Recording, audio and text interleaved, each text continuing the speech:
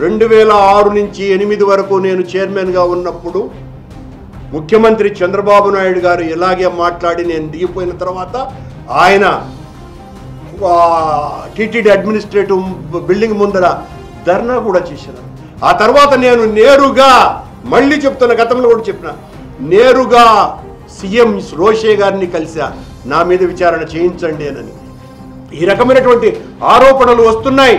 ఈ ఆరోపణలు దేవుడి దగ్గర ఉన్నటువంటి వాడు, తప్పు చేసినటువంటి వాడు నీచుడని తెలియటం ప్రపంచానికి మంచిది కాదు.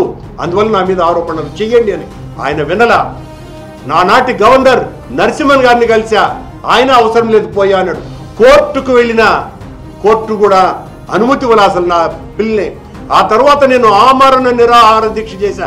ఇవన్నీ కూడా పత్రికల్లో వచ్చినటువంటివే కదా. నా మీద విచారణ చేయించమని నేను నిరాహార దీక్ష చేసింది.